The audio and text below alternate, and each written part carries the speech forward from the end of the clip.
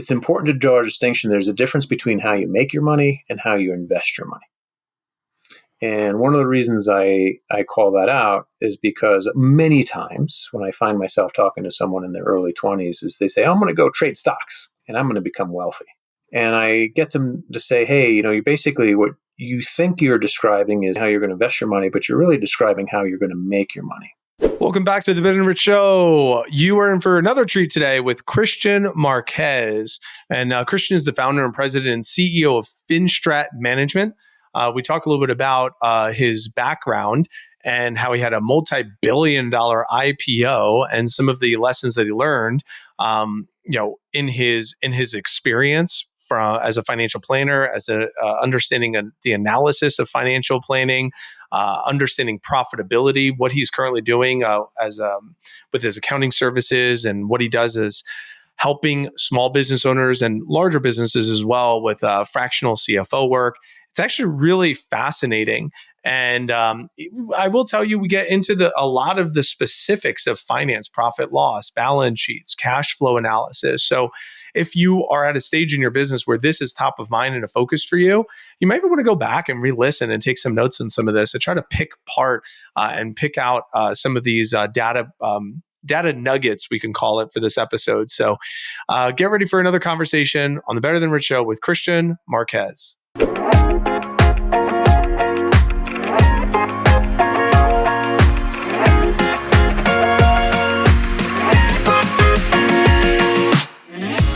Welcome to the Better Than Rich Show with your hosts, Andrew Biggs and Mike Abramowitz. The Better Than Rich Show helps ambitious leaders who are on a mission to leave the world better than they found it, change their perspective on what's important, increase their income and impact, and systemize their life and business. If you've ever struggled with finding your purpose, have felt disconnected or distracted, or found yourself going through the motions, this show will remind you that what you do matters and will re-inspire you to chase your highest dreams. It's time for you to become better than rich.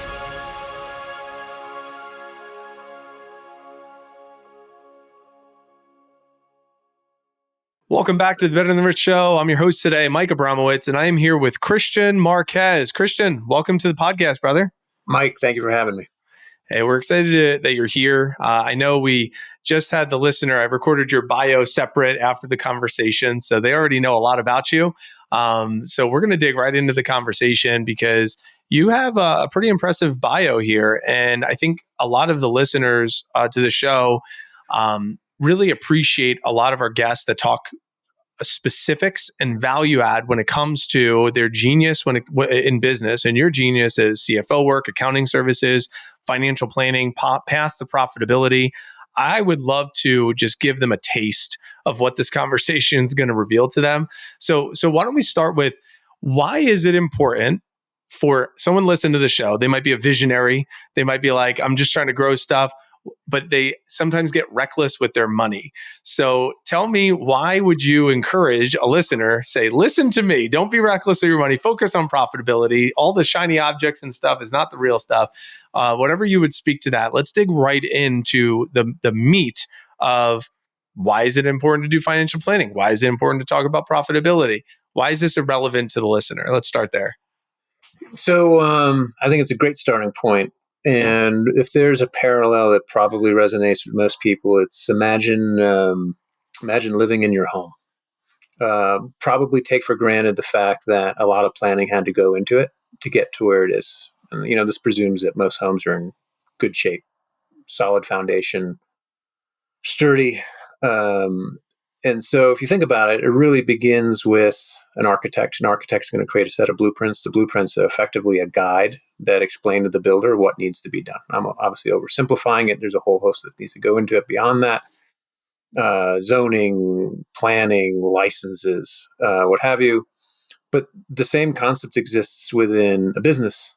You're building something. And so while all businesses aren't the same, there are similarities that exist. And one of the big ones, the way I think about it, is having a vision of what your home, i.e. business, is going to look like, versus just throwing things against the wall. Now, businesses, in my experience, are an evolution. Uh, Said another way, focus changes over time. But that's the same with building a home. You start with grading, ensuring your sewer and your water is in place before you start framing. And so similar concept exists is, hey, I have to make a decision on what type of business I'm going to start. Not all businesses are the same. Really easy example would be, do I go sell typewriters? Well, I'm sure there's a market for all, typewriters, but, temper your expectations. You're probably not going to, odds are low that you're going to retire off that. And so it really is this idea of saying, what's the profile of a successful business? It helps to put it in writing because it requires you to think through things. And not suggesting that you need a long business plan, but if you really wanted one today, just get yourself a ChatGPT description, tell ChatGPT to spit out a business plan for you. And if you haven't done it already, it's amazing. But effectively, it's a blueprint. It gives you a guide as to what direction the business should take in order to realize, some semblance of a vision. And are there any specific metrics that you suggest a business owner saying, all right, these are the KPIs that you really want to look for the health of your organization? I mean, obviously it's universal. Every business is different, like you said, but is there like a universal framework or philosophy that you like to, teach or instruct on? There are. And I realize, we're not on a podcast, but if we were in a classroom setting, I would start with a set of financial statements. So I'm going to ask everyone to follow along as best they can. But if you wanted to Google, say, balance sheet, let's start there. So 3 core parts of a set of financials: balance sheet, profit and loss, and statement of cash flows. Each of them communicate a whole host of great information to help a founder or C-suite run their business. We'll start with a balance sheet. So a balance sheet is assets, liabilities, and equity. And the way to think about it is, what are your assets and how are you financing them? And so the reason it's called a balance sheet is that it's a formula: assets equal liabilities plus equity.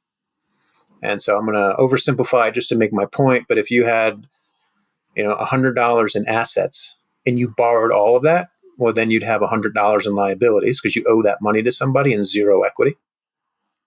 If you started the business, Mike, and you put the $100 in the bank account from your own pocket, then you'd have no liabilities and $100 in equity. And so effectively what we're talking about is, how do you finance these assets? And so it really brings up this concept of leverage. And again, I'll go back to the house. Everyone on this call is probably familiar with a mortgage. Well, a mortgage is a liability that's offset against an asset, your home. And that portion that you either had to put down or that you pay off over time, i.e. your principal, is your equity. Now, if you've ever sold a piece of real estate before, effectively you can buy a home for 10 to 20% down, but effectively make materially more, get a bigger return than what you put down because you borrowed from the bank 80 to 90% to purchase the house. Well, with a business, it's the same concept. If you look at a company like Apple and you go to their website and look at their SEC filings and you look at their balance sheet, you'll see that Apple issues bonds. They sell bonds to the public. So here's a company that's cash rich, yet they're still borrowing money on the open market. Well, why is that? Well, it's because they know that the interest that they would pay out to borrow from people like you or me or whoever's interested in buying their bonds is a fraction of the return that they would get running their main business. And so as a starting point, I encourage every single business owner to understand, what are your core assets and are there opportunities to intelligently finance them? And sometimes that takes the form of outside investors, albeit you exchange control for liquidity. Or it could be going to the bank and simply getting a loan. But in any event, as a starting point, understanding how you're going to finance your assets is really important. 2, I mentioned profit and loss. And so profit and loss is showing you activity over time. It can be a month, a quarter, a year. But effectively, it's your revenue. It's your expense associated with generating that revenue, and then fixed expenses generally characterizes operational expense, product development, sales and marketing, and general administrative expense. I don't know how anyone runs their business without having a strong understanding of everything I just rattled off on the P&L. But more specifically, it's going to be gross profit. So revenue minus your cost of sales. Cost of sales are going to be the expense again. It was incurred to generate that revenue. So if you have customer success staff, or you're paying a subcontractor to do the work to generate the revenue, it's cost of sales. Or if you're generating widgets, the inputs that go into creating that widget. But I want to know that gross profit so that I can calculate my gross margin. And believe it or not, I've seen instances in my career where you see, even before you get to paying back office staff, businesses are running at a loss on gross profit. It's crazy, absolutely crazy, because you're never going to get to a point where you're going to create something that's throwing off cash or that you can sell or retire on in the absence of having gross profit. Now, the question that I normally get after that is, well, what's a good gross profit? And that's where the value of financials come in, but also benchmarks. So one of the things that we do within Finstrat Management is we'll benchmarks key metrics like gross profit to say, hey, is this high or low?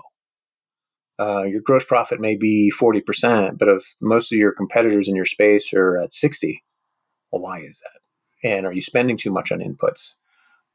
Do we need to reconsider how you're delivering on your revenue? Or are you simply not charging enough because your revenue number should be higher on a per client basis? And so, example, but just understanding items like that become really valuable because they provide insight into decision making. Last but not least, I'd say is similar concepts of benchmarking product development, sales and marketing, and G&A. But after we subtract out those expenses, we're left with net income. That same concept that I described a moment ago around gross profit applies to net income. Benchmarks exist to say, hey, are we losing money, break even, or positive, depending on the stage of the business, because they're not all the same. But once we know that answer, then we can appropriately set expectations. Hey, we're 5 years into this and we're still not, we're not even break even. That's a problem. Some exceptions. Or, hey, we are profitable, but we're doing 5% where our competitors are doing 10% net margin. What do we do to improve these numbers? Last but not least, cash flow statement. For any businesses that prepare their financials on an accrual basis, i.e. matching revenue and expense when it's earned and incurred, having a cash flow statement actually shows you the flow of cash as it comes through the business.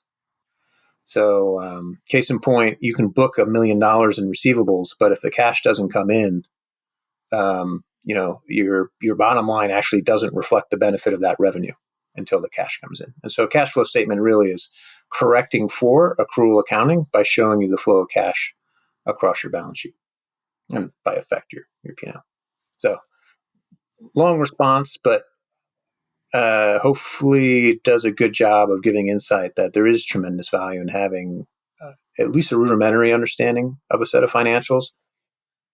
Mike, I'm a bit biased because we sell CFO services, but historically that is the role of a chief financial officer, is to work with the CEO, COO, and prepare these metrics, but more importantly, help connect the dots and assist identify where changes should be made, if at all, in order to ensure you're tracking to that future vision as according to the blueprint.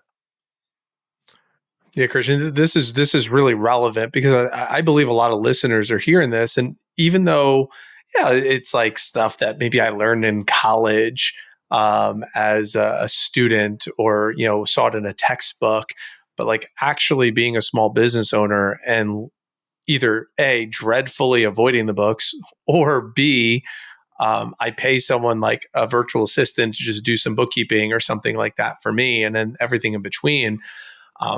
I get curious from the lens of the listener who says, there's probably a couple of different versions of listener, but there's a listener who's like a small business owner who's like, I don't even have established credit for my business yet. So it's like, all the it's just my money in my bank account. So maybe there's any counsel that you could offer to that person on how they might be able to establish some credit to build a business, or potentially using some of that credit to maybe grow the business. But then also, at what point do they need to get counsel from a company like yours, or from like a fractional CFO type, or someone who's an expert in their field? Well, Yep. what are some of your responses there? So I think this comes back to just fundamental of starting a business and answering the question, what business should I start? My experience has been that there is, you've heard me reference this a moment ago, this concept of a profile. And ironically, I see on your bookshelf behind you, you have $100 million leads. I would encourage any of your listeners who either are thinking about starting a business or want to level up their game to start with Alex Hormozi's $100 million offers. Phenomenal book. Alex did a great job in a very simple, there you go, simple, straightforward. It is really a great book. I encourage everyone to read it twice, take notes. But he's done a great job of actually laying out a formula to answer the question, what business should I be in?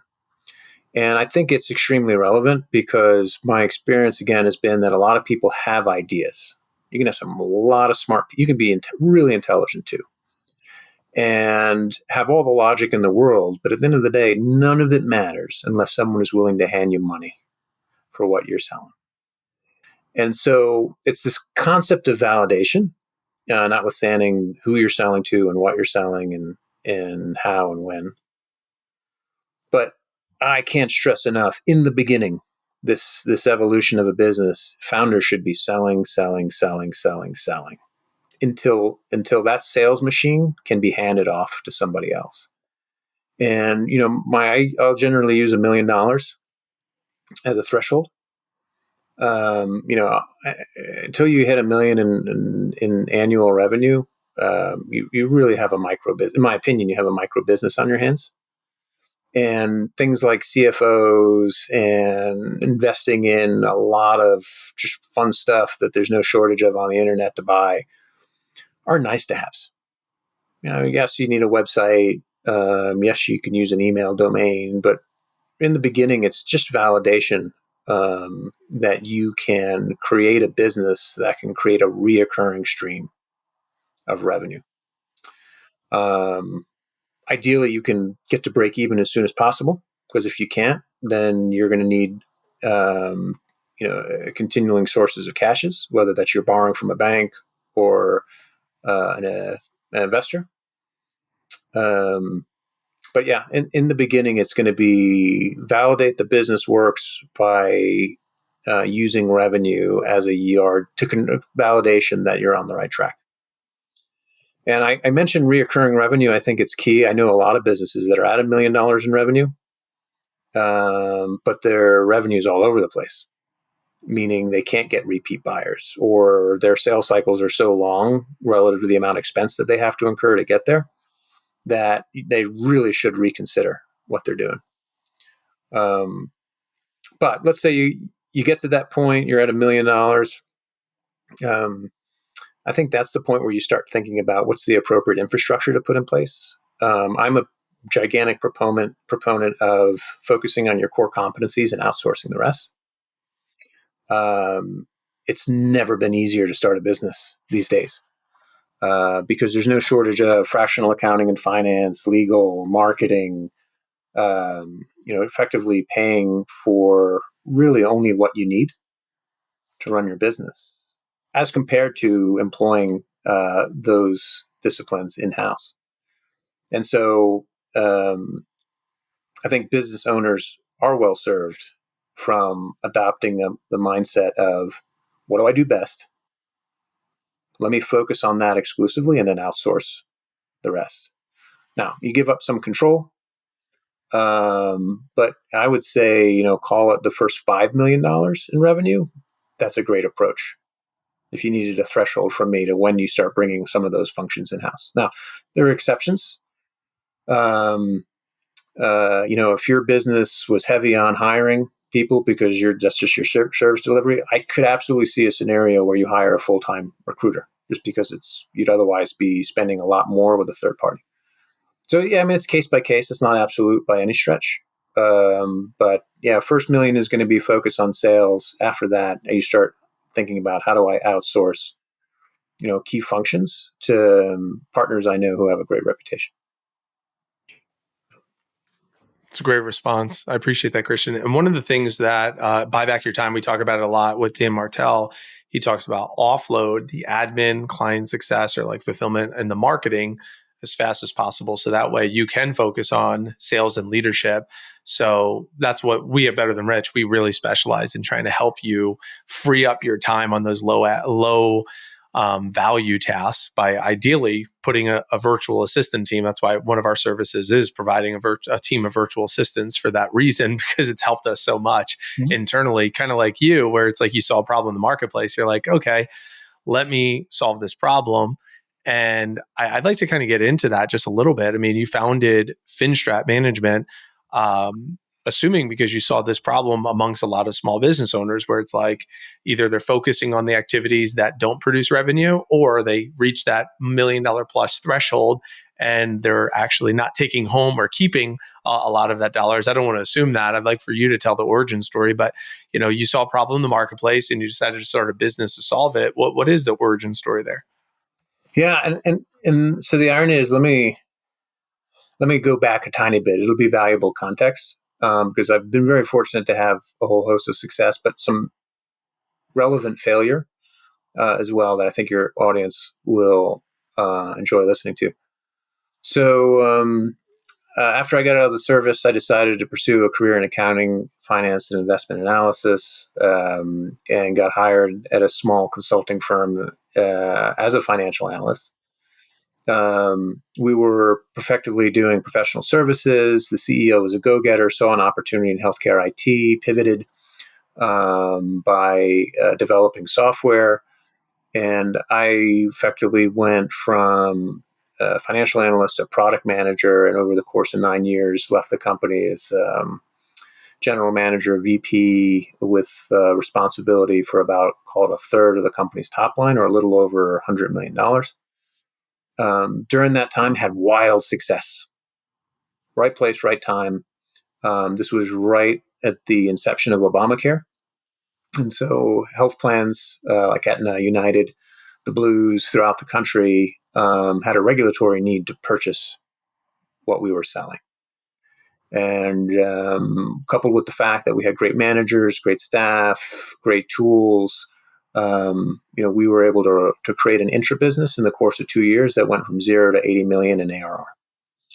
Had a pep in my step. A number of those companies' investors had a high opinion on me, and so I ended up co-founding a telemedicine company with two physicians. And so, great example of what not to do. I'm a Service Academy grad. Those other two docs were Ivy League. You can see the business plan. It's in the project section of my LinkedIn profile if you want to take a look. Dripping with logic and rationale. Raised $2.5 million pre-revenue. And then over the course of 2 years, created a total of $50,000 in revenue because I couldn't get any physicians to buy what we were selling. And it was a phenomenal, I learned a ton that really at the end of the day, it doesn't matter how amazing what you think you have is. It only matters whether or not someone's willing to give you cash for what you have. And so closed up shop, knew I wanted to get back to my accounting and finance roots. So I started Finstrat Management. Having given my responsibility, serving as a GM, CEO, CFO, know that there were a lot of founders who found the raising outside equity very daunting. And initially thought that I would help them in the process. Comes to find out, though, that I don't know if you remember this from elementary, but it now makes sense. I remember the one day the teacher was talking about GIGO, garbage in, garbage out. It went over my head at the time, but today I understand that dashboards and models are only as good as the underlying accounting debits and credits. And a lot of my competitors, their debits and credits are genuinely lacking. And it's not because they're not CPAs. When we onboard a new client, and today we have over 30 that we work with, most financials that we inherit, I'd say 99%, are a mess. It's just a degree. Debits and credit, chart of accounts aren't set up the right way. Revenue isn't appropriately recognized or expense incurred. Bank accounts aren't reconciled. I mean, it's a laundry list of items that we clean up. On a side note, I think that the reason they're like that is because my competitors don't appropriately price their services, but that's a story for another day. But we do, and we're a bit unique in that regard. And so one of the first things that we do is we clean our clients' financials up. And enabling founders to see how their business is performing is really fulfilling. It really is. I mean, there's something about an entrepreneur who wants to bring to the market a new service or a new product, and just watching them succeed. I mean, it's fulfilling to be, having a tiny little role in enabling to do that. So we regularly help our clients close debt facilities, raise outside investors from venture capital, or sell their business. But that really only happens because the financials are clean and produced on an accurate and timely basis. So, that's how I got to where we are today. Genuinely grateful because, effectively accounting and finance is just storytelling. But the story is only as good as the underlying material, and presuming it's produced on a timely basis. And so that's been our core focus. Fix it once relative to our competitors, but then help our clients monetize their business. And you said you have 30 clients. When you are attracting a client for your business or seeking a new client, what are some of the criteria that you're looking for to say, okay, this person is qualified? And I think the reason why I ask this question is because someone listening, number one, they might be interested, but number two is what you mentioned, Alex Hormozi. What I love about him, he's very explicit. It's like, we work with those that have a $3 million+ business. So my content is designed to help you get to $3 million, to steal everything until you get to 3 million and then come work with us. So I really love Hormozi. I love his philosophy. I love the way he approaches his business and the way he teaches those that are a couple steps behind him. So I'm curious to hear from you, like, when you're seeking a client, A, what is that client criteria, those 30 people? And then B, what counsel do you give to someone to get to that point where they are qualified? If they're not qualified, are there resources that you provide to them? So, true to form, for those of you who have already read $100 million offers, Alex emphasizes niche. I agreed with him before I read the book. Today, we focus on businesses that are selling B2B SaaS software. We have since our inception 7 years ago. And the reason we did that is because we know that B2B SaaS companies in particular have a dependency on accrual accounting. The reason they have a dependency on accrual accounting is because they're selling B2B SaaS. Founders, C-suite, board, investors all want to see SaaS metrics. So customer acquisition costs, return on CAC payback period, is a menu of items. But kind of going back to the GeiGo reference I made, you can have the most beautiful dashboard on the world, but if the underlying accounting inputs are incorrect, it's inconsequential. And so that's how Finstrat took off, is because, of the 42,000 some odd startups that there are in this country, a significant portion of them are software based. And said another way, they have a need for our services. And so we've absolutely turned away business if it's B2C, if it's only hardware, if it doesn't fit this profile. So that's consideration number one. I think the other big thing too, it's a little bit more difficult to manage, but I'm also sensitive to enjoying who we work with. I appreciate that starting a business is very stressful, especially if you're a little bit further in your career and you have, a spouse at home and kids who are going to school and car payments and mortgage to make. But I've kind of personally gotten to a point, and I encourage this to anybody. It's like, having respect for yourself is really important as a starting point. But if someone's not going to treat me with respect, I'm not going to make any time for them whatsoever. And so it's not happened, I think, maybe but twice where I've said, hey, we're not a good fit. But I look for people who are professional, who listen. I'm not to say I'm infallible. I'm human. I'm great. But I'm not perfect. But someone who's just light and fun and who will listen to what we have to say, even if they don't follow our counsel. And so, that's our profile. In terms of getting to $1 million, I referenced it earlier, and I'll emphasize it again. Sales, sales, sales. Anyone who's listening to this, I've seen instances where founders will go out and say, I'm going to go hire a VP of sales, effectively delegating what should be, in my opinion, their responsibility, until which point the machine is on. And by the machine on, meaning that they know their buyers' objections and how to overcome them so well that they can then go hire, I would say, start with 2 account executives to train them to take over that function. Is it necessarily $1 million? No. I mean, it could be 5. It depends what you're selling. Whether you're selling big ticket or small ticket items absolutely makes a difference. Generally speaking, the bigger the ticket, the longer the sales cycle. That's also generally influenced by who you're selling to. Are you selling enterprise software versus small business? But yeah, if I'm a founder, I'm focused. I'm disproportionately focused on my pipeline, top of the funnel, getting deals moved through there and closing them. Awesome. I appreciate that, Kristian.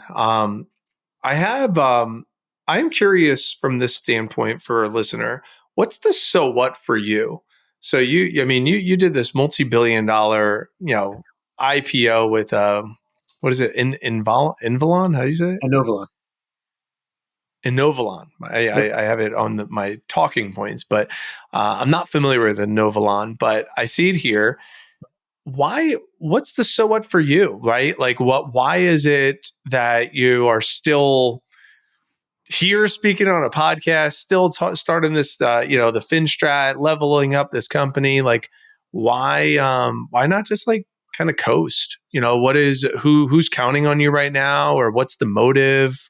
What keeps you going? What keeps the fight inside of you? Why don't you speak to that for a little bit? So it's a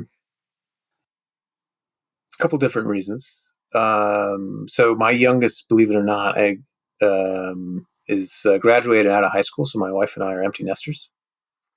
And one of the things that happened with the transition is got more time on my hands. I have just a personal opinion that you get out what you put in, coupled with the fact that I have an opinion that community is really important. As I look at the national stage, I don't like what I see, but I believe that for the most people, change is going to begin at home. And if there's a way for me to get back, whether it's local here in Bozeman, Montana, or across the country, because I'm working with founders, it's going to be making my experience and expertise available to the market. And so broadly, I do that through Finstrat Management. On a more personal level, I on a pro bono basis, will do free consultation with founders via Early Stage Montana, which is an incubator that assists businesses based in Montana get their legs under them and take off. So we'll do office hours where I'll just answer questions with my CFO hat on. But yeah, I recognize I have accumulated a lot of great experience, and I can say I consistently hear a lot of the same questions that you're asking me. And I just sometimes get a kick out of it. Like, well, everyone doesn't know these things. I mean, if I know them, everyone else must. But no, I just enjoy seeing people win. I know I love it when I win, and so I want everyone to benefit from that, especially for people who are looking to do things faster, better, cheaper, which is effectively one of the big stories in this country. Well, I appreciate that, and I I'm inspired by what you're doing, because I'm not an empty nester. I'm on the opposite end of the spectrum. We just had a newborn, Hey, and congratulations. I have a 3 year old. So yeah, so we're on the opposite end of the spectrum. So it's very much for me to just create a foundation that is, when I become an empty nester, it's like I have options. I have the choice to do the things that you're talking about, while simultaneously being 38 years old and having the freedom to also do them now too. So it's like the freedoms to do some of the things that I want to do now, while simultaneously making sure I continue to have those freedoms in the future. And I think a lot of entrepreneurs and business owners listening right now, it's just like, take what Kristian's saying and maybe even question, like, what is your motive? Like, if you're getting kicked around a little bit in the business sector of your life, there's other sectors of life too. There's the relationship sector, there's the parenting sector, there's the community sector, there's the legacy sector. So Kristian kind of hit on a few of those, and I think that's an important reminder for listeners. I know we went in a lot of different directions, Kristian. Is there anything else that we didn't hit on, that you'd like to hit on today, before we move to our final 3 questions they like to ask every guest? Well, I think what you just said is really relevant and important. And I'll keep it short, but again, I think it's a conversation in and of itself. So I mentioned my background is not only accounting and finance, but it's investment analysis. So next year we'll mark 2 decades as CFA charter holders, or Charter Financial Analyst charter holder. For those of your listeners who are familiar with CFA, or those are not, it's just a heavy emphasis on portfolio management. So understanding equities, bonds, derivatives, alternative investments like real estate, and understanding how to structure those in a manner to do as well, or if not better, than market averages. Said another way, it's basically the study of money and how to generate it. So love the subject. It's fun. I regularly find myself in these conversations, especially with younger people who are starting their career and are asking themselves, how the God's green earth am I going to afford a home in this market? Or, what should I be doing with my time? And so, the way I present it to them is, it's important to draw a distinction. There's a difference between how you make your money and how you invest your money.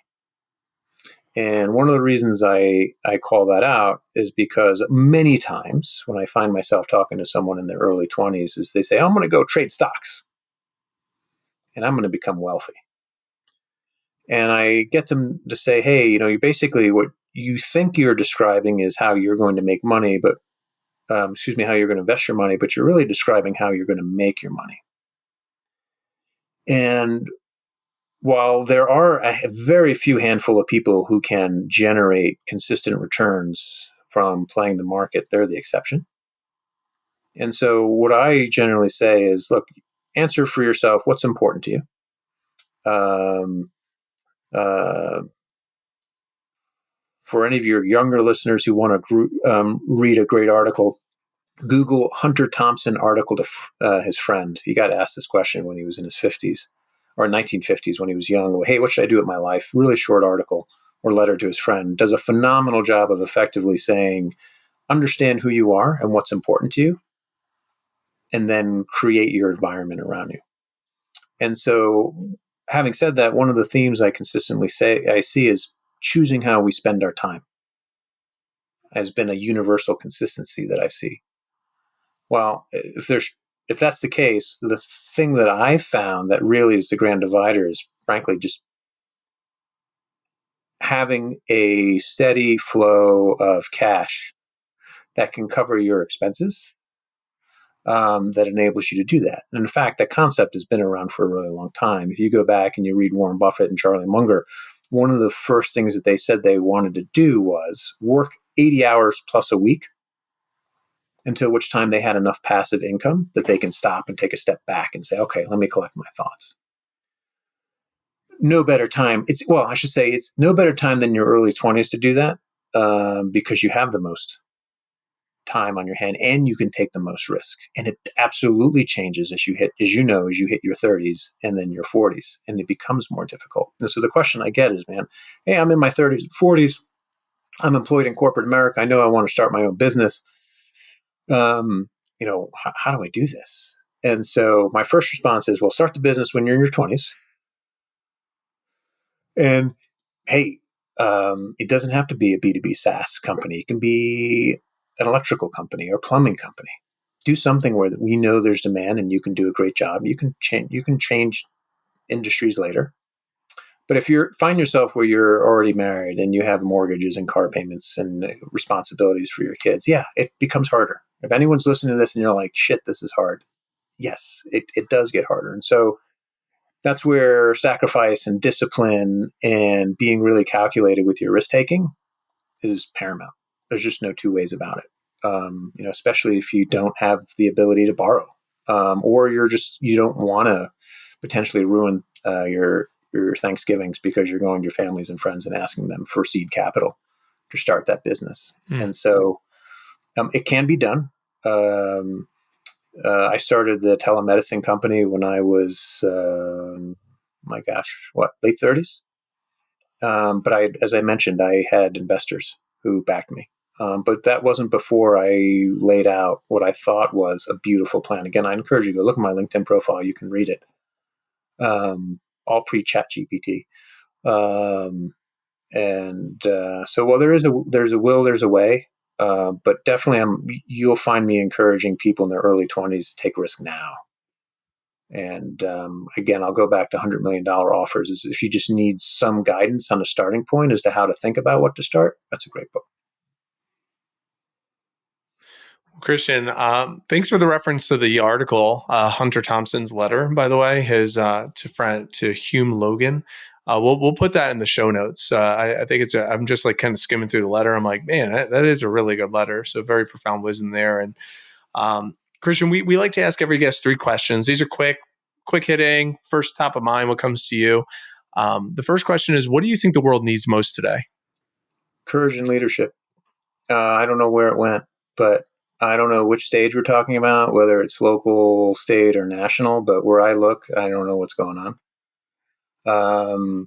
And so, I'm very grateful. My parents raised me to be polite and have manners, but I kind of feel like for some reason fear has creeped into our psyche and no one is willing to very politely and professionally say, no, like this is off. And I think we could get back to, this is just my opinion, but something that more resembles,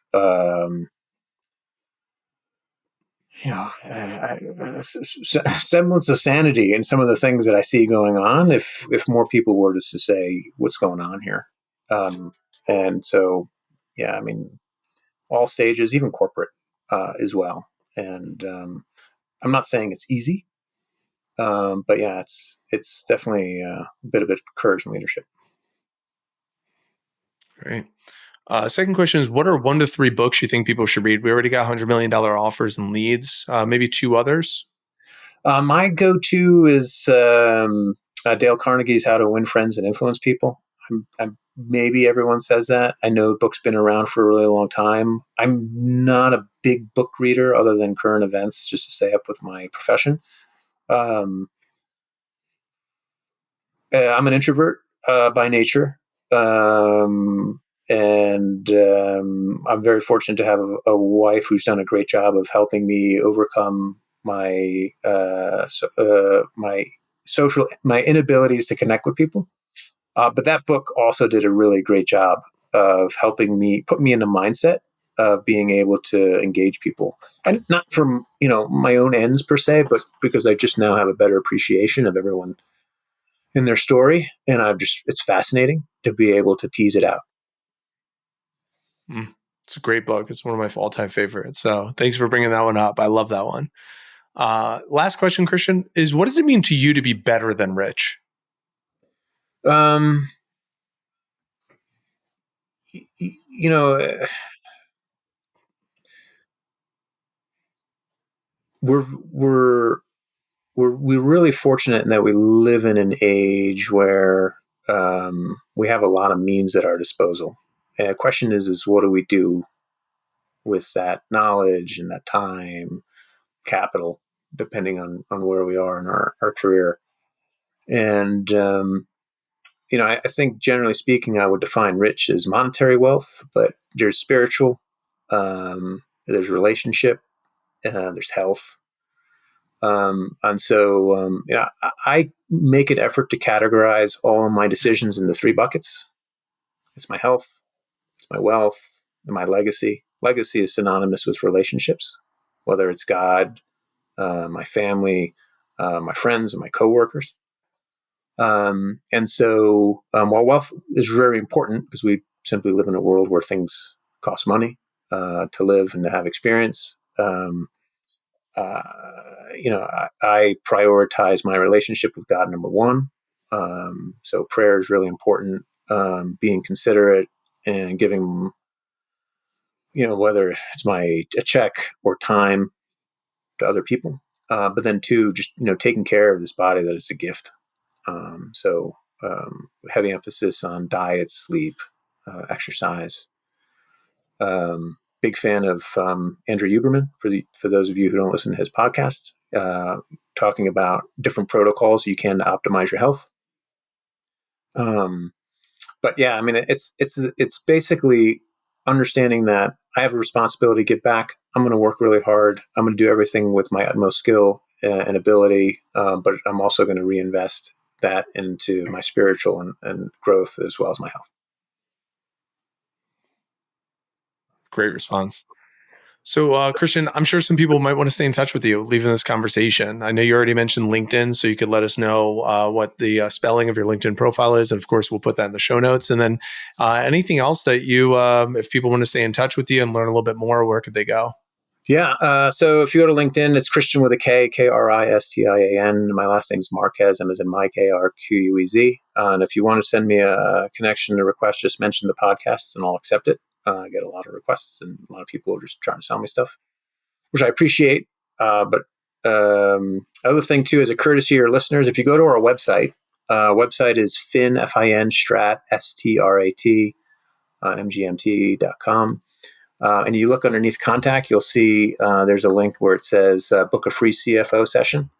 So if any of your listeners have a B2B SaaS business and or venture backed, and they like to get some of my time, my pleasure to make myself available, and listen and give feedback, no cost. Very cool. It's a great gift. And that website is finstrat.com. Is that right? FinstratMGMT.com. MGMT. Okay. Management. Got it. I just want to make sure. MGMT.com. Okay. Great. CFO-led accounting, finance, and reporting services. FinstratMGMT.com.